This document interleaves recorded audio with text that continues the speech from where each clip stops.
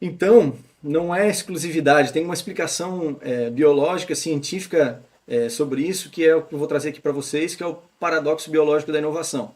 Se de um lado, aqui na tela, no lado direito da tela tem uma figura, uma neuroimagem, se de um lado a gente tem a supressão por repetição, que nos instiga, nos traz avidez por novidade, por outro lado a gente vive também a lei do menor esforço.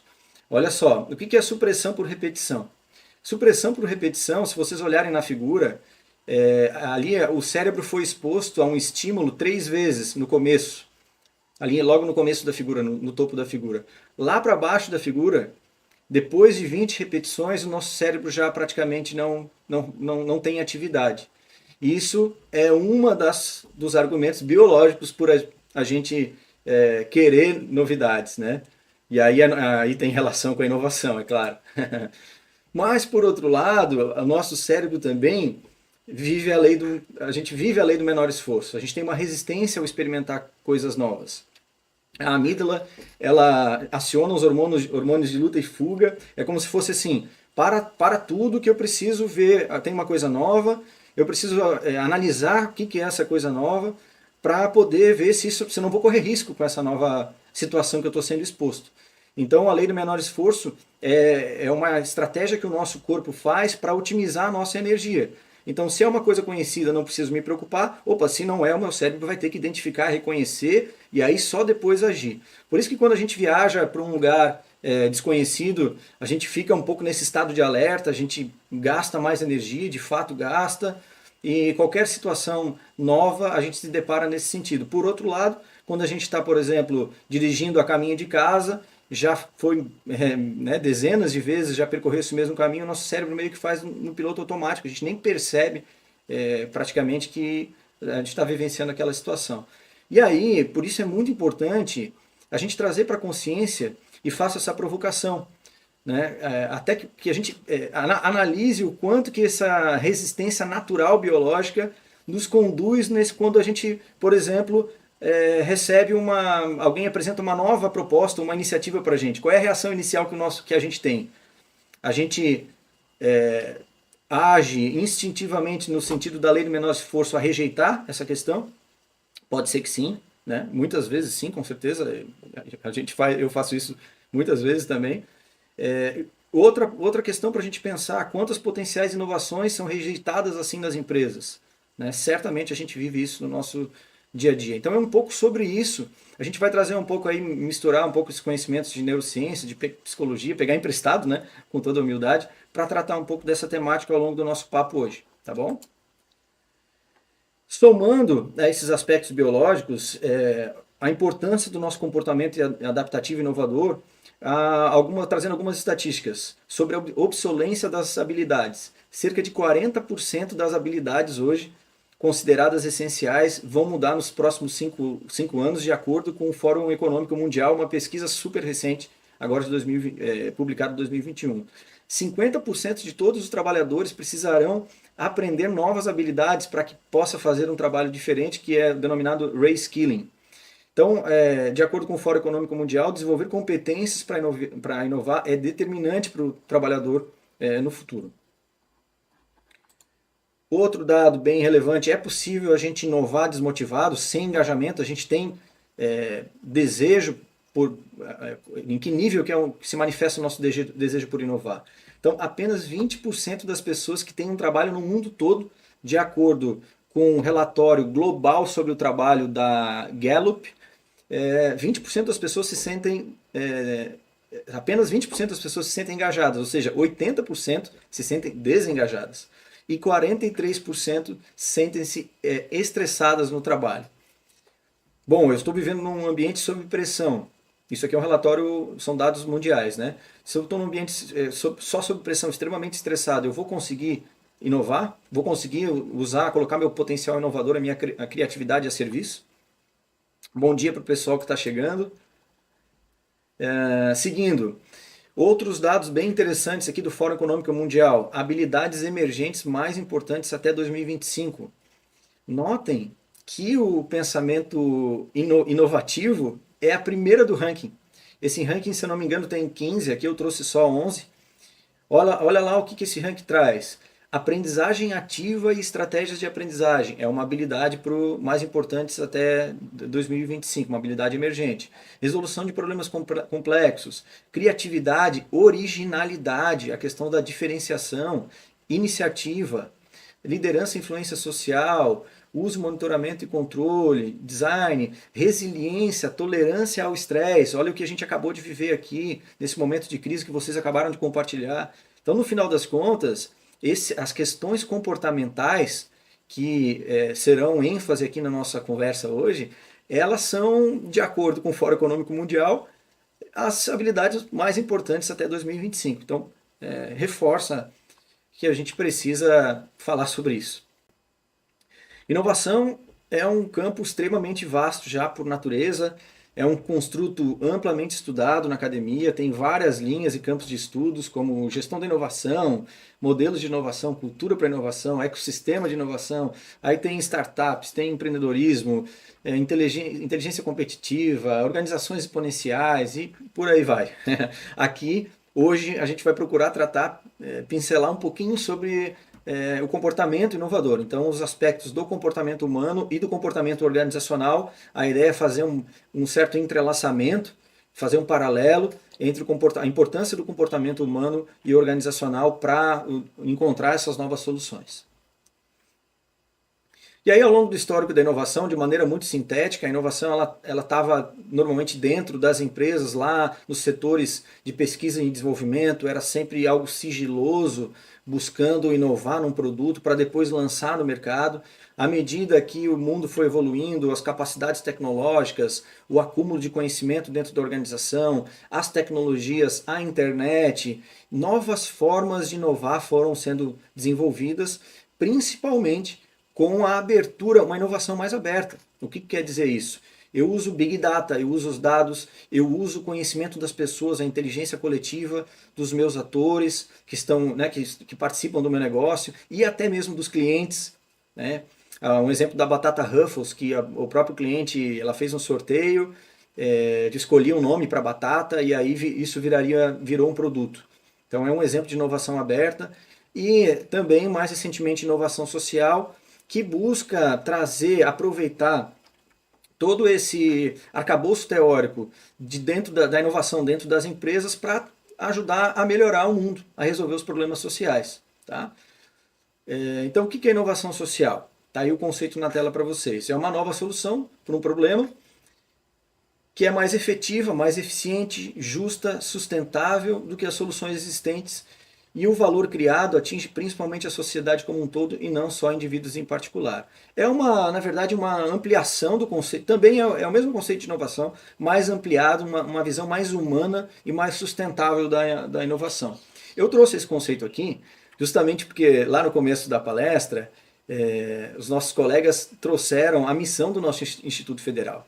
E está estampado na missão do IFSC buscar soluções para a sociedade. Então, por conta disso que a inovação social, esse conceito está aqui.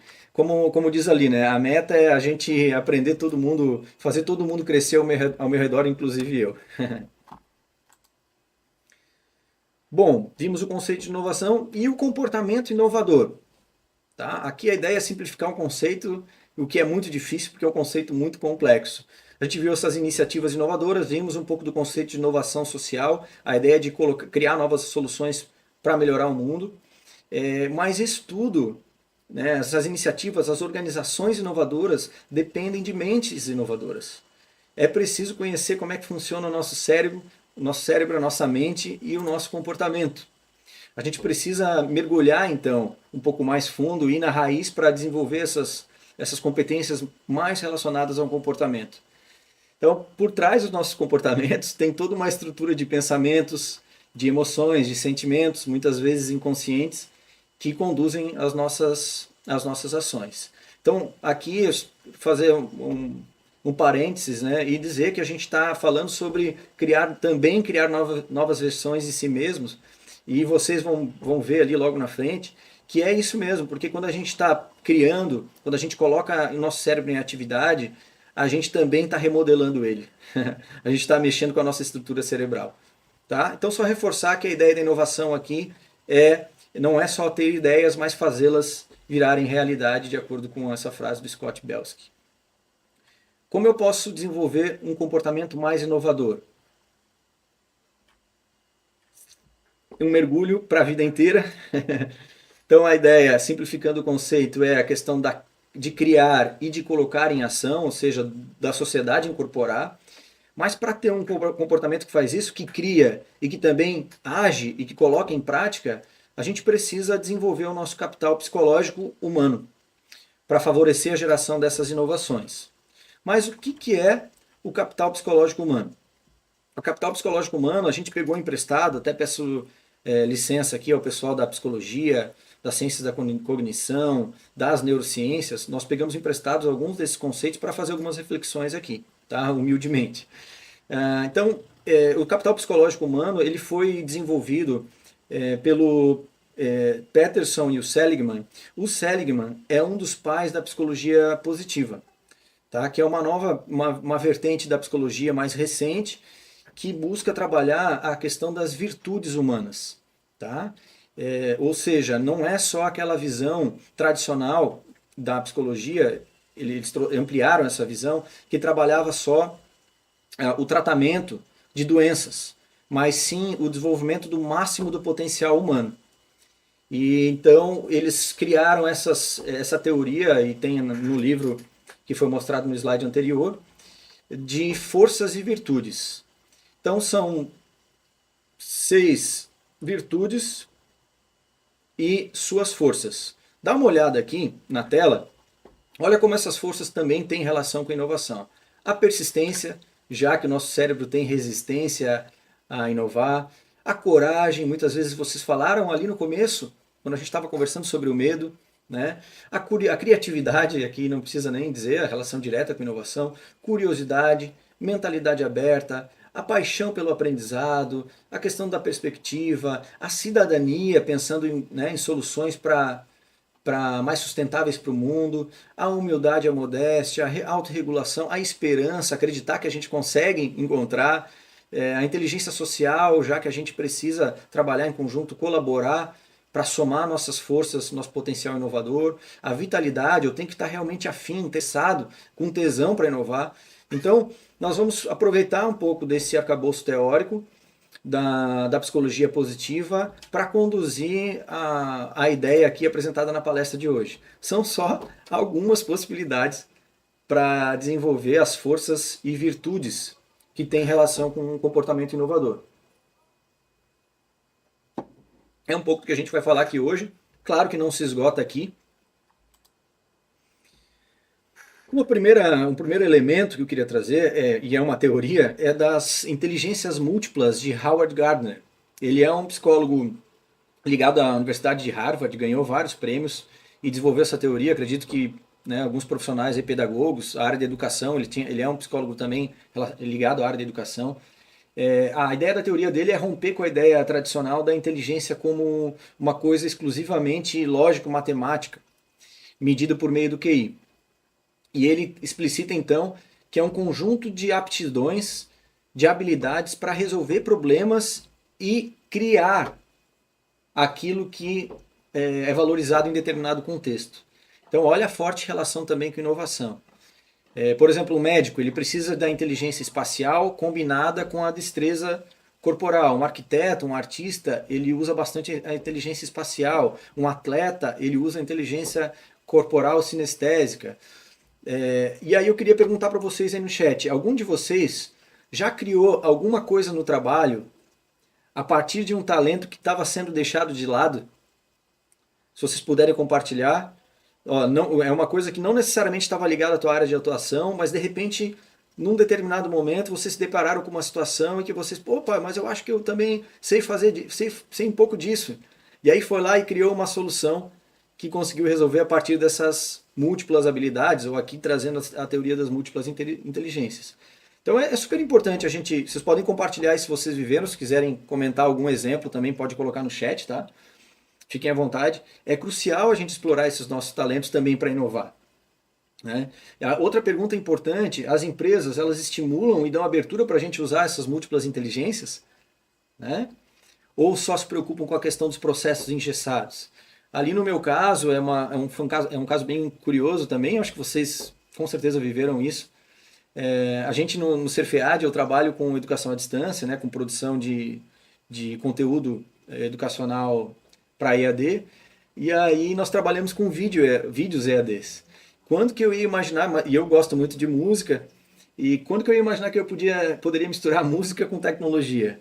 No final das contas, depois de muitos anos, aí eu acabei criando, era uma coisa que estava deixada de lado, que a gente criou alguns jingles que estão sendo usados hoje nos materiais didáticos lá do Cerfead, e acabei usando isso uma coisa que eu gostava de fazer e que estava escondida, e a gente aproveitou e criou um jingle lá. Certamente vocês viveram isso. Então a soma das nossas memórias, dos nossos talentos, eles são ingredientes para inovar, né? É importante que a gente não subestime isso, aquilo que a gente aprendeu ao longo da vida. Ainda que seja num contexto bem diferente, tudo isso pode ser um potencial sim para colidir com o repertório que a gente tem na nossa mente e se tornar a nossa próxima inovação.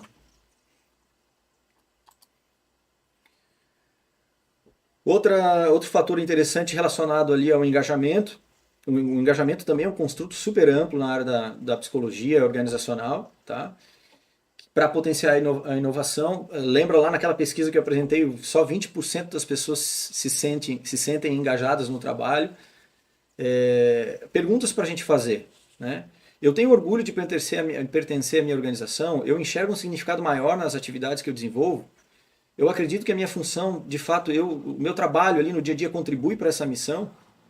Isso é determinante para a gente se sentir motivado e engajado, se conectar com a organização, ou com o nosso projeto, ou com a iniciativa, e aí sim buscar soluções inovadoras.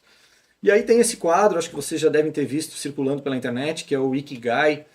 Ele busca unir esses 4 quadrantes. O que eu gosto no meu trabalho, o que o mundo precisa, o que pode gerar retorno financeiro e no que eu sou bom no meu trabalho. Se vocês tiverem um tempinho, nunca fizeram, vale a pena. Basta escrever, usem essa figura, se procurar na internet, eu acho que também vai achar. Escreve do lado de cada bolinha dessa aqui, essas respostas, que talvez possa ajudar a fazer uma reanálise, uma reavaliação, né, que tem ligação direta com o engajamento, para potencializar aí o teu potencial inovador. Vitor colocou lá um exemplo, eu precisei usar torno e fresadora para fazer alguns experimentos de física, então eu aprendi a usá-los. Exatamente, Vitor. Legal? É bem isso aí mesmo. Vamos seguindo aqui. Um outro aspecto determinante para o comportamento inovador é relacionado às nossas crenças, a nossa mentalidade. A Carol Dweck é uma pesquisadora da Universidade de Harvard também. Esse livro aí, milhares de exemplares vendidos, e ela traz essa questão do mindset fixo ou mindset de crescimento. A gente evita desafios ou a gente abraça desafios? A gente fica na defensiva e desiste facilmente ou persiste na dificuldade? É claro que depende muito da situação, são níveis diferentes em cada contexto, nem sempre a gente vai abraçar todos, nem sempre a gente vai ficar na defensiva ou vai persistir, isso tem uma variação de acordo com o nosso comportamento. Com relação ao esforço, a gente enxerga o esforço como algo infrutífero ou vê o esforço como um caminho para a excelência? Com relação à crítica, a gente ignora o feedback ou a gente aprende com a crítica? Olha como é difícil a gente ouvir crítica, né? Com relação ao sucesso dos outros, sente ameaçado ou se inspira e encontra lições? Né? E aí, como resultado, as pessoas do mindset fixo, de acordo com a Carol Dweck, elas provavelmente se acomodam mais cedo e conquistam menos. Né? As pesquisas que ela fez indicaram isso. Como resultado de um mindset de crescimento, uma mentalidade de crescimento, as pessoas atingem níveis ainda mais altos de sucesso. E isso lhes dá maior senso de liberdade. E o mindset de vocês, como é que tá? Aí. Tá aberto para inovar?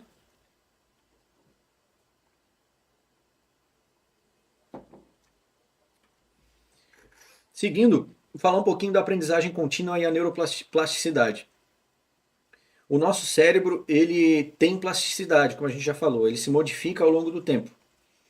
Então, todos os estímulos, pensamentos, informações e experiências que nós vivemos, elas remodelam o nosso sistema nervoso o tempo inteiro. Eu até o meu avô teve derrame, não sei se vocês tiveram, no familiar, imagino que tiveram, né, um familiar que tenha sofrido AVC, e eu era pequeno, mas os primeiros momentos ele ficou com o lado todo paralisado, aquela situação terrível, a língua travada, que é o que acontece nesses casos. E depois de um tempo de treinamento e reabilitação e muitos estímulos, ele retomou grande parte das atividades. Então ele conseguiu se recuperar do AVC devido a essa plasticidade cerebral. Então o nosso cérebro ele consegue, naquele caso, as partes do cérebro que não foram comprometidas, elas assumiram a função de partes danificadas. Mas o mais interessante disso tudo é que o nosso cérebro faz isso o tempo inteiro, não só quando ele está danificado, mas à medida que a gente recebe uma nova informação, recebe um novo estímulo ou aprende alguma coisa diferente, os neurônios, as sinapses se reorganizam também, tá? De maneira bem simples aqui trazendo. Então essa reestruturação dos neurônios, ela pode gerar novas conexões neurais, enriquecer a nossa circuitaria neural. E aí, aumentando as possibilidades de ligações, a gente pode aumentar o nosso poder de criatividade e, por consequência, aumentar o potencial de inovação também. Então tem esse embasamento das neurociências relacionados ao nosso processo de criação. Um pouquinho mais sobre isso, aqui eu trouxe duas analogias, uma da trilha fechada e da trilha aberta. A trilha fechada representa os caminhos neurais poucos visitados. Então, entende-se como uma informação nova que a gente tem, né? Ou uma informação que a gente usou pouco. Alguma coisa que a gente aprendeu que a gente usou pouco. Acontece isso que está aí no lado esquerdo da tela. Né? O mato começa a crescer, a trilha começa a fechar, ou seja, fica mais difícil de acessar essa memória dentro do meu cérebro posteriormente. E também tem a questão das trilhas abertas, que são os caminhos neurais reforçados. E como exemplo da trilha fechada, tem, por exemplo, uma segunda língua que foi pouco praticada. Se eu aprendi inglês lá quando eu era pequeno, quando eu tinha 8, 10, 12 anos, a gente fazia isso muito antes, né? Uma escola IASIG lá, que naquela época existia, e depois parei de praticar, trilha fechada. Trilha aberta, algo que eu faço todos os dias. Então isso automatiza o nosso procedimento. Automatiza a nossa resposta do cérebro. O cérebro acessa mais rápido essa memória, recupera mais rápido essa memória. Tá? Por isso a gente vai trazer aqui a ideia, quando falar de criatividade, que está nesse próximo slide, a importância de multiplicar as opções, a importância da gente treinar o nosso pensamento criativo. O Steve Jobs dizia, de acordo com esse livro, que é muito legal, como o cérebro cria, inclusive tem recomendo, né, uma dica, tem uma série do Netflix, não sei se vocês já assistiram, Como o Cérebro Cria, esse livro originou essa série, tá? E ele aqui no livro ele detalha mais essa questão do entortar, quebrar e mesclar. E brinca, inclusive, que a gente não cria, a gente adapta as coisas, a gente aproveita todos os conhecimentos que nós temos, conecta eles de alguma maneira, e ele chama aqui, ele detalha mais o livro, né? Ou tu entorta uma coisa que já existe, muda ela um pouquinho, ou tu fragmenta ela, ou mescla ela para gerar, para surgir uma nova ideia. Tá? Outro aspecto que o livro traz é a questão de multiplicar as opções. Se a maioria das criações elas não se tornam realidade, a gente precisa então criar um fluxo permanente de alternativas. Muitas não serão utilizadas. E outro aspecto legal é a questão cultural e biológica que a gente já viu. Né? Ele recomenda, então, um meio termo entre a familiaridade e a novidade. Algo que não seja tão novo que espante a galera e algo que não seja também tão comum que o nosso cérebro enjoe e que cai na supressão por repetição, como já foi falado. Outra dica bem legal, um livro maravilhoso para praticar mesmo. Eles são, se não me engano, 12 semanas de prática relacionada à criatividade, muito gostoso, é O Caminho do Artista, super vendido. A gente tem um vídeo sobre esse livro no YouTube, num grupo de estudos que nós fizemos lá no Cerfiad, depois A gente pode compartilhar aqui. Uma outra virtude, um outro elemento fundamental é a questão da vulnerabilidade. E isso aparece em todos os artigos científicos sobre criatividade. E tem relação direta com a inovação, né? Como é que tá a nossa, como que a gente trata a nossa vulnerabilidade? A gente esconde, se fecha, a gente, né, tem medo de errar ou a gente aceita isso de uma maneira mais normal para o processo de criação? Como é que eu vou arriscar algo novo no meu trabalho se eu não aceito a minha vulnerabilidade?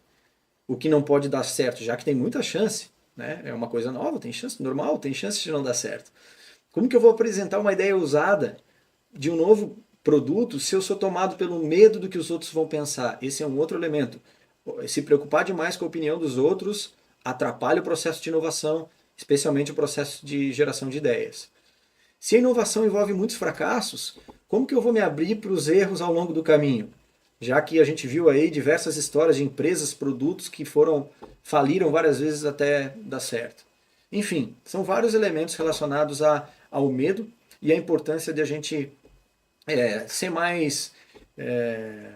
não se cobrar tanto nesse sentido para poder potencializar o nosso comportamento inovador.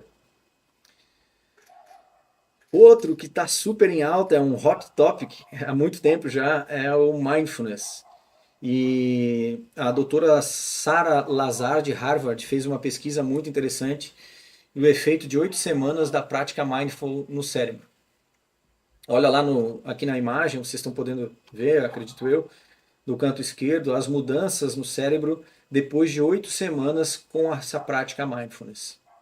Tá? E ela percebeu aqui a pesquisa com pessoas que participaram do programa Mindfulness, que já eram experientes nessa prática de meditação, eles tiveram mais massa cinzenta na parte frontal do córtex, que está associada à memória de curto prazo e à tomada de decisões.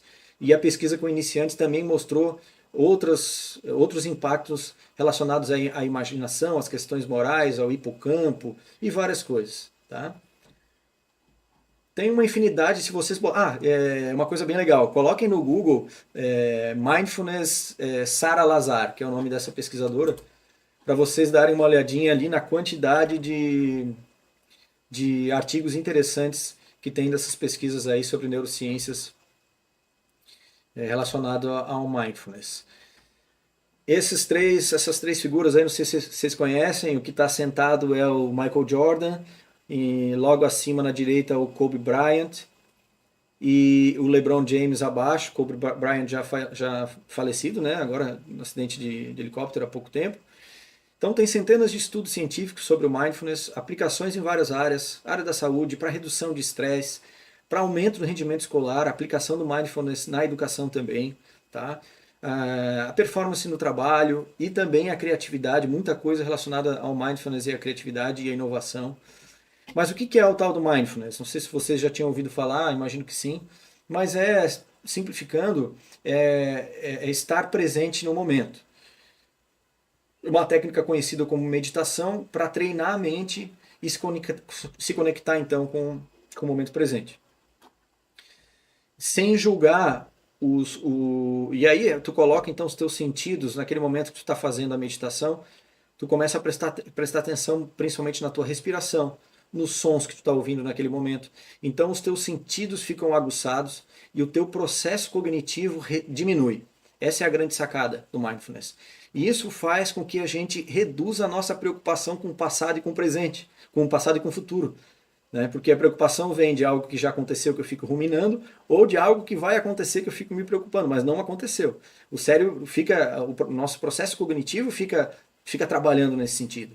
Então a meditação, o mindfulness, vem com essa estratégia para usar os sentidos e diminuir a carga cognitiva, diminuir os pensamentos e se focar no momento presente. E é um treino mesmo que gera diversas transformações cerebrais. Tá? Esse é um artigo também científico que estabeleceu essa relação, dizendo que promove habilidades fundamentais para empreendedorismo relacionado à inovação, aprendizado e motivação.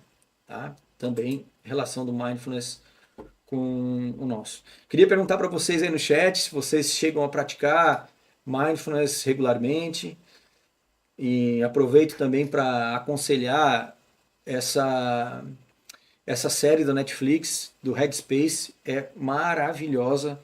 Eu já usei alguns aplicativos, o Headspace, o Medite, o Zen, o Sattva, acho que vocês já usaram, tem outros 5 minutos também. Mas essa série do Netflix é muito boa, tem um roteiro muito interessante, baita qualidade de conteúdo, muito show. Se vocês puderem colocar no chat aí se vocês praticam ou já conheciam essa temática de mindfulness, eu vou agradecer, tá? Um outro estado mental que favorece a capacidade inovativa e está diretamente conectado com o mindfulness serve como preparação, porque a gente se coloca em contato com um estado de presença, né? A nossa mente não fica divagando, eu consigo me concentrar com aquele trabalho, com aquela atividade que eu estou desenvolvendo, com mais facilidade, e isso me prepara para chegar no estado de flow. O que é o estado de flow? Foi o pesquisador que inclusive faleceu muito recentemente, agora, se não me engano, foi dia 21 de outubro de 2021, que é o Mihaly Csikszentmihalyi, é um nome bem difícil de falar. Ele estava estudando no doutorado dele lá na década de 60, se eu não me engano, sobre criatividade, e estava pesquisando pintores e outros artistas, e de repente ele percebeu, naquelas pesquisas, um estado mental que esses artistas se colocavam quando eles estavam pintando. Ele percebeu que o artista não saía da tela até ele terminar, ele não ia nem no banheiro fazer xixi, ele não dormia, não fazia nada até terminar aquela obra. Depois de terminar, ele perdia o interesse. E também ele foi notando, depois ele foi ampliando essas pesquisas para outros, para atletas e todas as outras atividades profissionais, e pôde também, praticamente todas, e pôde comprovar a presença do flow nelas. Mas um dos elementos fundamentais do flow é a motivação intrínseca, ou seja, a gente não necessariamente a gente está despreocupado com o resultado que vai dar. Eu não estou preocupado com se a tela vai ficar bonita, eu não estou preocupado se eu vou fazer um gol, eu estou simplesmente lá, ou se eu vou acertar a cesta de basquete, ou se vai ficar bom o meu trabalho. Eu estou fazendo, eu estou imerso ali, porque eu gosto daquilo ali, verdadeiramente. Eu tenho muito gosto por aquele trabalho. Eu tenho uma entrega total para aquele momento. Não sei se vocês já se sentiram assim, imagino que sim, né? Porque é normal a gente entrar nesses estados com coisas que a gente gosta. Eu, por exemplo, eu gosto também de editar vídeo. Quando eu estou editando um vídeo, eu fico horas e horas editando, não vejo o tempo passar. Uma outra coisa que eu gosto bastante e tenho essa sensação é no esporte, né? Eu gosto de praticar um kitesurf e aí me coloca nesse estado de flow. Claro que tem um pouco da adrenalina ali junto, mas um estado de presença muito grande. E esse estado de presença aumenta a nossa performance, né? E aumentando essa conexão permite também com que a gente se entregue mais para o processo inovativo, tá? E aí vários outros fatores relacionados ao comportamento inovador, a própria empatia, a questão, a gente tem aí o design thinking, que é uma abordagem oriunda do design, que foi para todas as áreas da inovação, com métodos, ferramentas e técnicas para inovar. E dos pilares do design thinking é a empatia. Então para criar novas soluções, a gente precisa não tirar soluções da nossa cabeça, mas conhecer as pessoas, conhecer os dilemas das pessoas e a partir das pessoas aí sim propor as soluções. E a partir disso veio vários outros saberes relacionados a essa área, a própria experiência do usuário e outros. A questão da experimentação e colaboração, já que a gente vai errar muito, a gente precisa ter isso, uma mentalidade aberta para experimentar. Eu preciso experimentar uma nova ferramenta.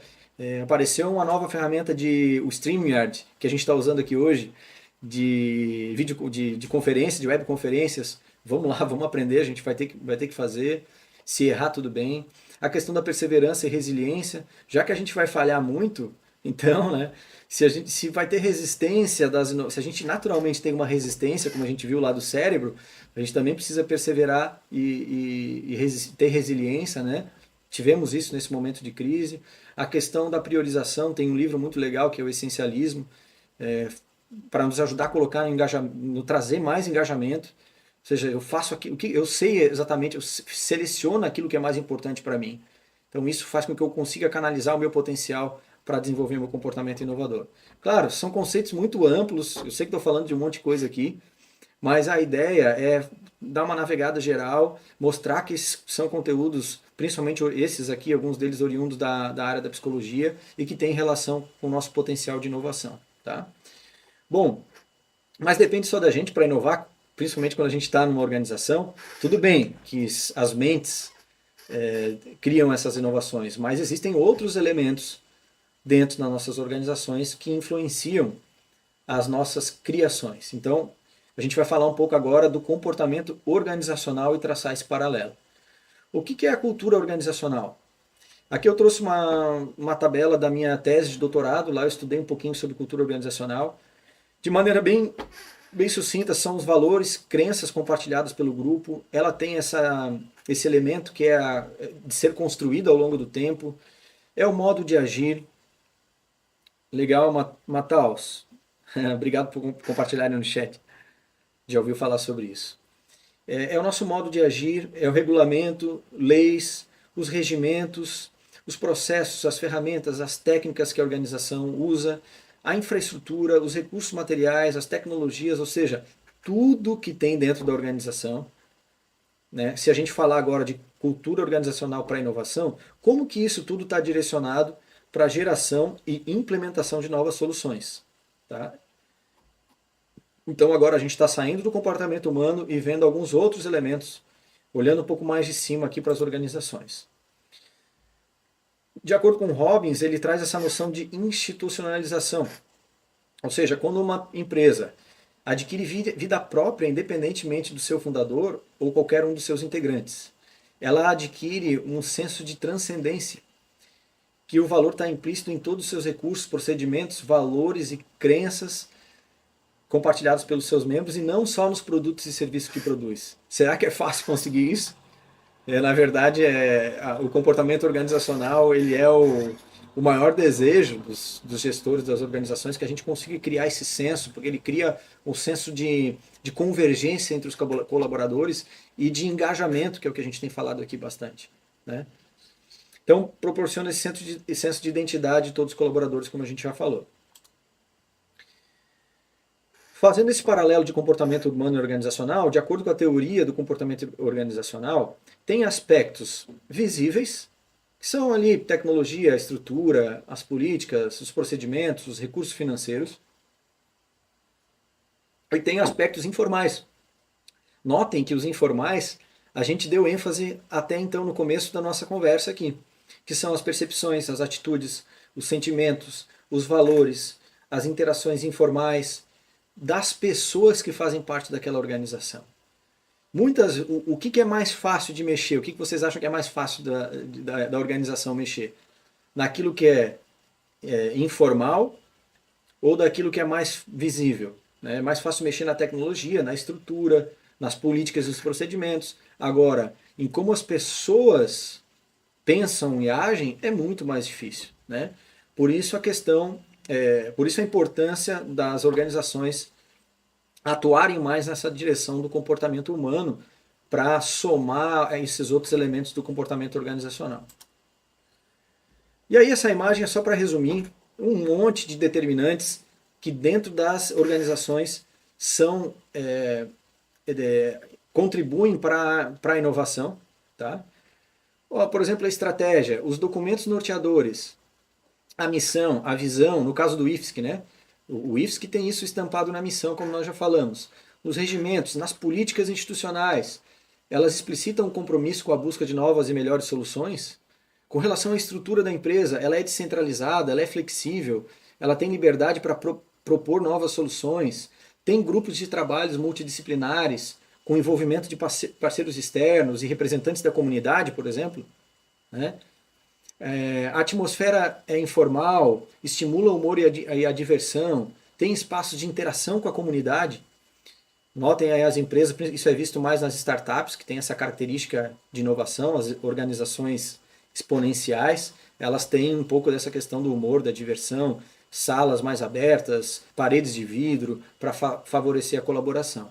Então, questões relacionadas à estrutura. E aí, várias outras, né? Mecanismos de suporte, líderes apoiam essas iniciativas. Com relação ao comportamento, a gente já viu, né? Então, vocês podem olhar aí na tela, tem vários desses elementos que as organizações podem desenvolver para potencializar o seu comportamento inovador.